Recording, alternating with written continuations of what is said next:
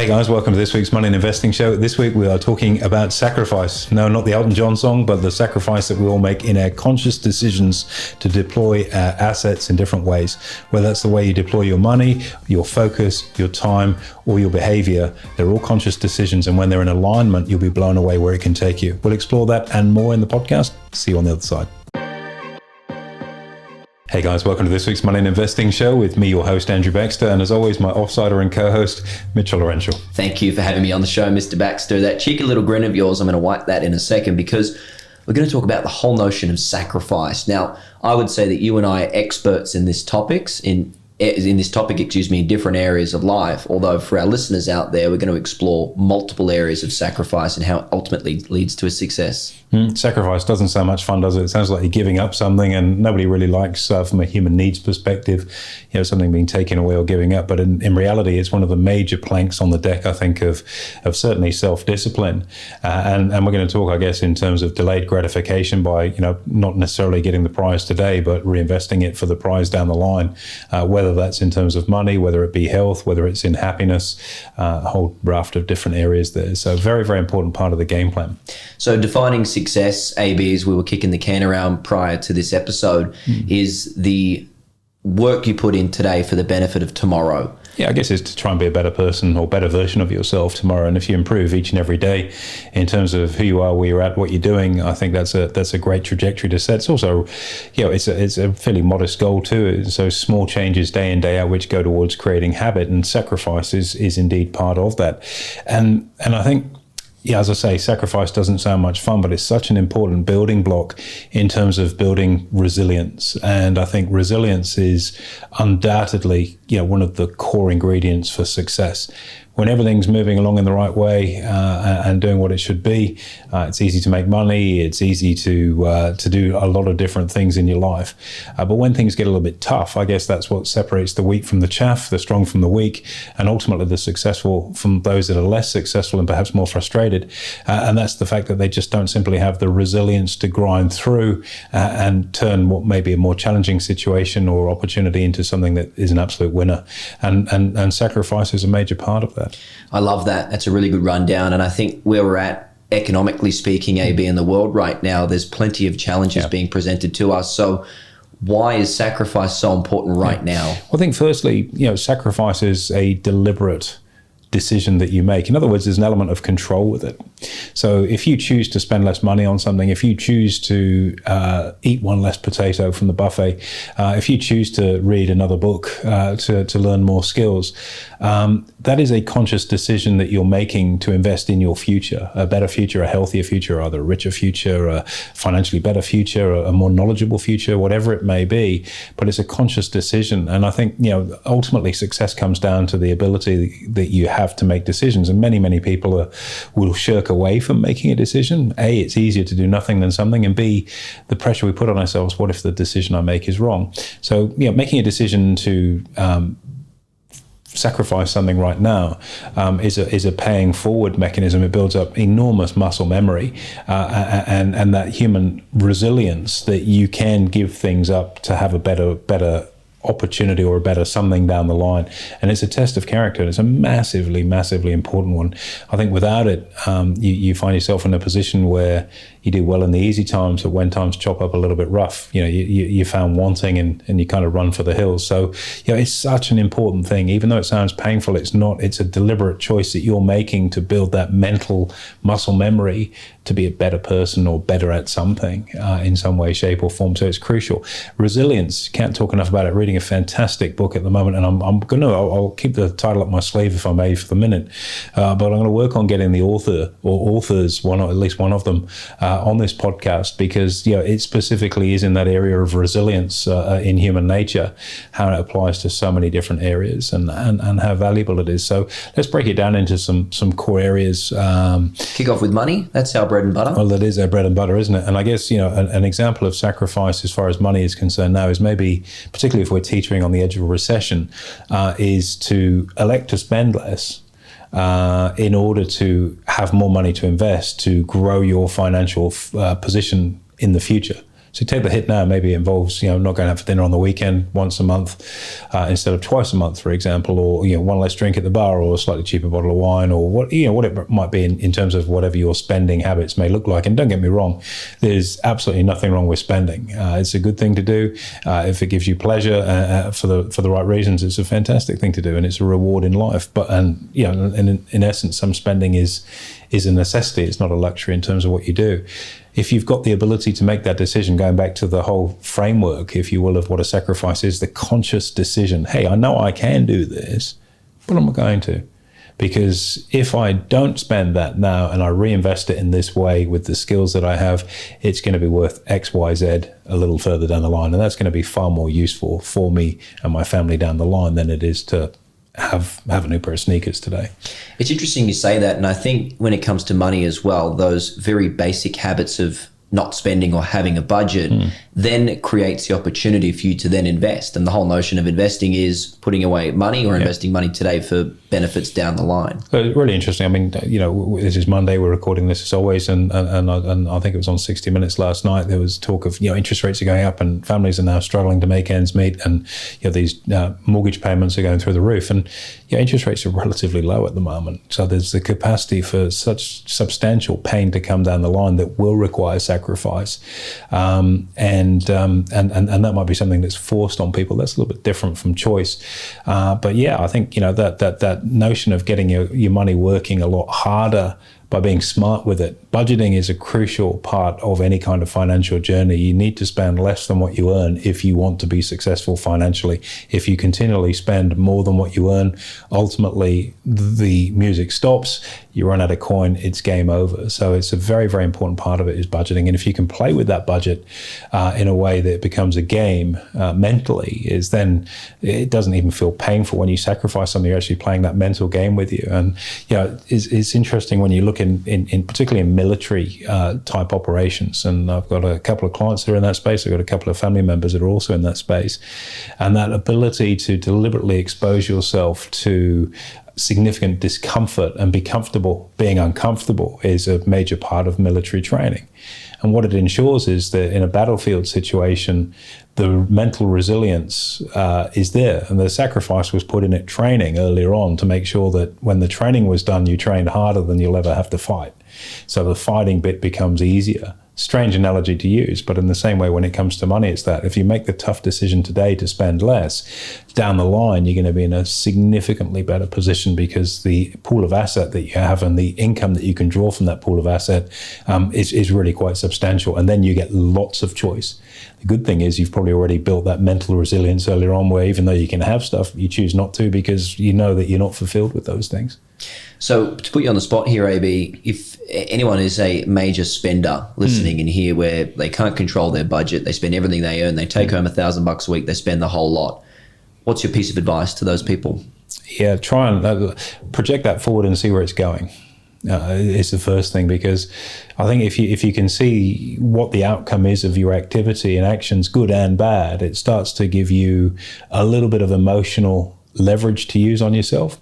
So, in the instance where you're spending all that you earn, you say, okay, if this carries on in 10, 15, 20 years time, where are you going to be? Are you still going to be renting? In which case you're at the mercy, particularly at the moment, of whatever the landlord wants to charge you to live somewhere.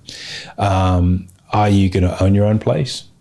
Are you going to be in a position where you are purely reliant week to week on what you do for a living, as opposed to having money coming in from other sources, a second, third, fourth stream of income? You might have bought an investment property and you've got rent coming in. You may have built a portfolio of shares and have your gains coming from that.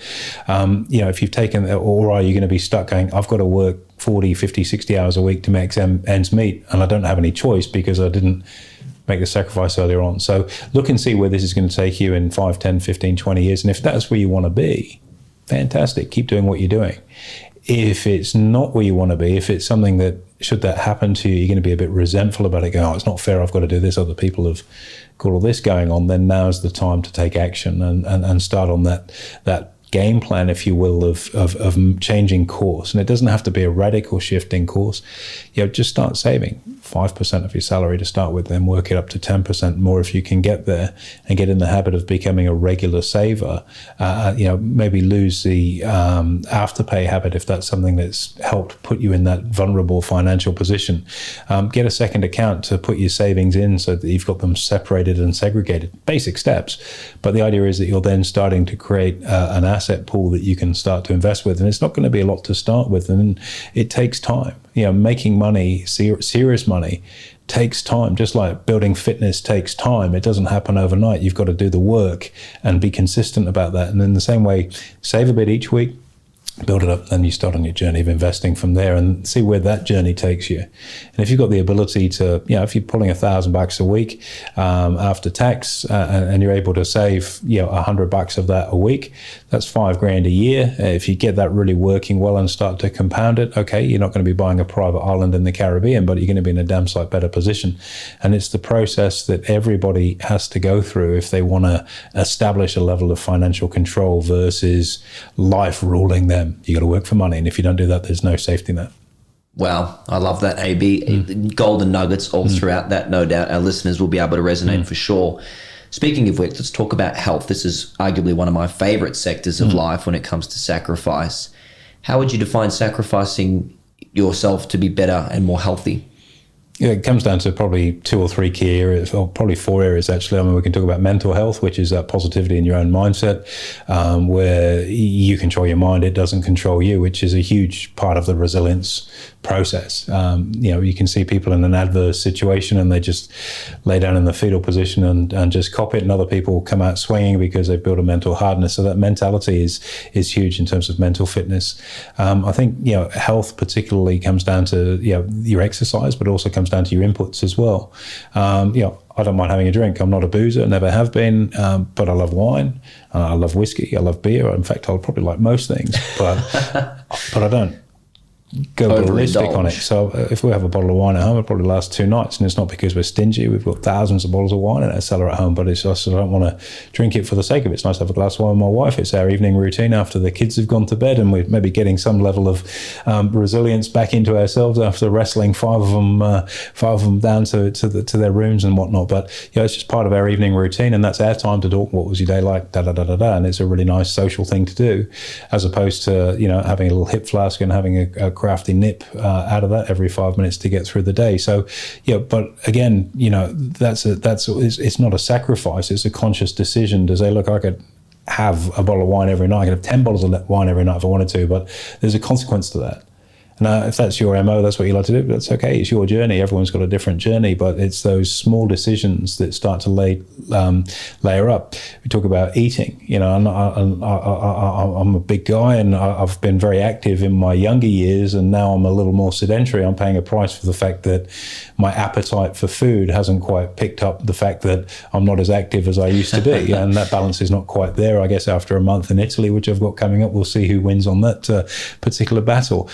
But again, sacrificing, what do you eat? What kind of food is it? Do you eat healthily or do you eat conveniently? And the sacrifice might be having to cook fresh food. And it's not really a sacrifice, it's a pleasure anyway, if you want to see it through that particular lens. But for some people, I just don't have time for cook, don't know what to do, it all looks hard work, and vegetables and some steamed fish doesn't sound that much fun, or whatever it may be. I'll just go and grab a burger on the way home, or I'll get an Uber Eats, or whatever it may be. Now, there's 2 things in there. One is the fact that it costs quite a lot more money to go the Uber Eats route in the first instance. And secondly, the health ramifications of that. And the sacrifice on one level is you've got to sacrifice some time to cook versus waiting for somebody to knock on your door with your food. But the long-term ramification of that, the sacrifice you could be making, is your long-term health, because you're not necessarily eating as well. And the last one is, of course, exercise. And I know that, it's no point in me talking to you about this, because you could write and have written the books on this sort of stuff. The reality is that, it's a sacrifice to not go to the gym. Yes, it is, because it's easier to sit in the car and go home and have some downtime there than maybe it is to go and hit the gym. And then when you get to the gym, it's another sacrifice. Then do you have an easy workout and you talk to a couple of mates and lean on the curls machine, or do you flog flog yourself pretty hard and come out with that massive endorphin release of really physically taking your body to the limit. The sacrifice is that hurts, but it's a conscious decision to do it. But the offset for that down the line, hopefully, is a significantly longer and significantly higher quality life because of the sacrifice of doing that now. It's a great little analysis, and I guess it probably ties into my third point here, AB, and we can kind of connect them, is downtime. So personal development versus personal consumption. If part of your line, right, if your part of your downtime involves making sacrifices, so we'll use the example that you've mentioned plenty of times, is a money date. So you're talking about budgeting and whatnot, although you're having dinner and talking about it with your partner, or going to the gym becomes fun after a certain period of time when you've got a handle on it. It's that game you play with yourself, right? Right. So your personal development is making sacrifices and they're enjoyable versus personal consumption. So if we could get the difference between those in your analysis. I think you have to have some level of color in life, and what you choose to make color is again, it's a conscious decision. These are all choices. None of this is thrust upon you saying this is it. We're all adult. We've all got freedom in what we do. So the important thing to see here is that you've got a choice on which pathways to take. And as always, take what you want, leave what you don't. That notion of how you spend your downtime says a lot about you. So, for some people, and there's a terrific book, it's called The Third Way, and it's a transition, and I found this really useful, particularly now I largely work from home. Previously, after work, I'll go for a train, I drive home, get home, and you're in a very different state of mind to leaving the office. Whereas now when I work from home, my journey home is about a 40-meter walk from office past my gym to the lounge where the family are. And so having that decompression, if that's what you want to call it, where you can change gear from being in work mode, whatever that may be, into family mode or husband or wife mode or whatever it may be, it requires a level of transition, number one. And some people find that transition might be just flopping in front of the TV and just letting it wash over you for half an hour, and you go, right, okay, that's the day finished, and move into the next phase. Other people have got different mechanisms for that. But what you choose to do in that personal space is massive. And I've always been an advocate for reading. I'm a voracious reader, and I try and work on at least, it's about a 2-to-1 ratio. So, and it's not conscious, it just happens to sort of fall that way, unless you get on a really good roll, in which case you don't want to stop. But book-wise, I always usually try and work on about 2 personal development type books, and then maybe a biography or history book or something that I find of interest that's not necessarily in the personal development space. And that's a brilliant downtime exercise, because you're also growing, you're adding to your knowledge. If it's a personal development book, you're learning about something new, psychology, motivation, health, organic farming in my case, whatever it may be. So you're learning something. So you're still growing. And I think that notion of growing is really important, because if you're able to grow, you're able to make better quality decisions. And the better quality decisions you make in the moment, whether that's better quality sacrifices or better quality action steps, the better quality future you have. Is sort of as simple as that. At the same time, we all need a clock off mechanism too, if we don't want to burn out. And there's only so many slices you can carve the cake into before it starts to crumble. Maybe that's why my wife and I have a glass of wine every night. But the reality is, how you steel yourself through that and go, look, I'm home. I should probably do something positive, or I can just sit here and vegetate. Sometimes you need to vegetate. You do. Watch a game of footy, watch a movie for the 10th time, whatever it might be. That's good to do too, because it just gives you a decompression, and you can be game off for a period of time, and that is important. And that's also a sacrifice, because you're sacrificing personal development time, but you're sacrificing that small amount of personal development time to rebalance yourself, to then go again.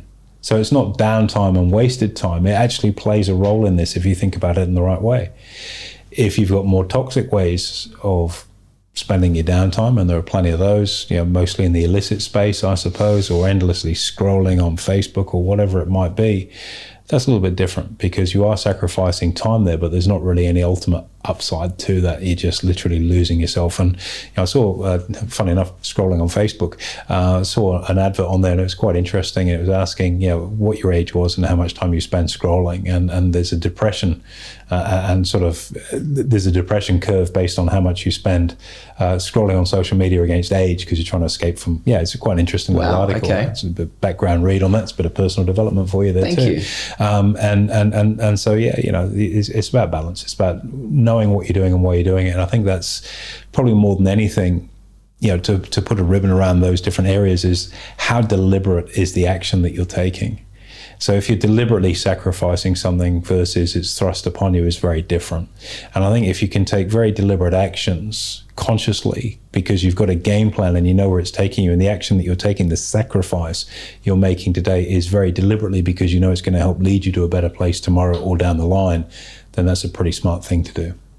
Absolutely. You do the hard yards now for the choice later, right? And you get to the stage where you're already fit enough, you've been in the gym enough times that if you really want to miss today's workout because you've got something else on, it has no effect. I bet you don't, though, because the habit's ingrained, and that mental game that you're playing with yourself doesn't happen. And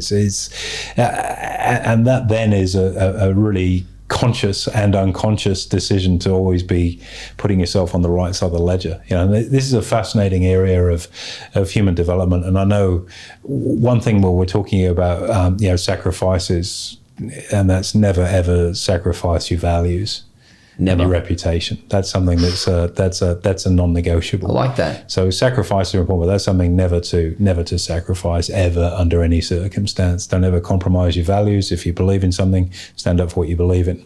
Don't ever wane on that. And literally the same thing, I guess, with your reputation. But this notion of, what we do today shapes our future is easy to have a bad day. But you've got to be very careful that a bad day doesn't turn into a bad week, and a bad week becomes a bad month, which becomes a bad quarter, which becomes a bad year. This is about holding yourself accountable, and in the instance or language pattern around sacrifice, sacrificing today. I didn't have a great day today. I didn't get everything done what I needed to, and I'm prepared to sacrifice today because of X. So if I take my day today, for example, I'm heading off to Europe for a month tomorrow, and my sacrifice today is there's an awful lot of stuff that I need to get done today, and my time is pretty finite. The sacrifice is I've chosen to push the things I need to get done out of the way in order that I can spend one-on-one time with most of the team here, because that's more important to spend that time, because that will yield far more over the next month by giving them a very clear set of intention, and I guess the endorsement that they've got my confidence to do what they need to do, et cetera, versus going through the stuff I've got to do. I'll pull a late one tonight, I'll catch up with it, and that's fine. I'll sacrifice I'll sacrifice my glass of wine with my wife, but I'll get this stuff done later on today. I'll just move it down the line a little bit, because it's more important to spend that time with our people today, face to face. So put first things first, right? Yeah. And if you've got a clear set of priorities and a clear game plan, and again, this is all deliberate stuff. It's not been taken away from you. It's a conscious decision to say, hey, I know I've got to get all this done today, but it's more important, it's significantly more important that I spend my one-on-one time with these people to talk about these things, to set them up for the next month, because as a team, the greater good of what we'll achieve over that month will be far bigger than if I just go into my shell and get my stuff done and get on the plane going, I've got everything done, but I've got a team that's left behind. Perhaps it doesn't have the level of clarity on where they need to be at the end of the month. Well, AB, you've sacrificed a lot, so I do hope that trip to Italy is as relaxing as it sounds like it would be, and those board shorts around the Villa Requins, around the pool, and whatever else that comes with that sounds like really fun. Sounds like a bit of fun indeed, and it will be. And I guess, again, there's sacrifices around there. It's that whatever you do, there's a trade-off, and the trade-off for our kids, they've got to sacrifice. I think they're missing a couple of weeks of school. So that's a conscious decision that we've made to take them out of school to do that. However, we've been fairly structured in what we've done with it and say, look, you're not having 2 weeks off school. It's just what you're going to learn is going to be different. So they've got journals, got Polaroid cameras to take some photos of some of the old stuff to put into their journal as they're going through, and they're going to be learning some different things about. 2 of them have been to Italy before, but the other little ones haven't, and they don't have the schoolwork. It's the big 2 I'm talking about. So even though it's a sacrifice and they're not at school, it's going to be a productive use of that time, because their understanding of the Italy, the Mediterranean, a bit more about food, a bit more about history, the empire, all of those different things are areas that will grow. So, again, it's a mindset thing. Miss 2 weeks off school, yeah, that's not good, but you can use that, and the trade-off is you can put that in a positive way, just like not ordering that extra round of drinks that gives you the extra $30 this week in your pocket, and you go, well, what can you do with $30? But if that's a habitual lifetime habit, that's how you'll become a multi-millionaire. AB, love it. Thank you very much for your insight today. That was awesome. Absolute pleasure, anytime. There you have it, guys. Make sure you give us a review and a rating, and we'll look forward to hosting you next week.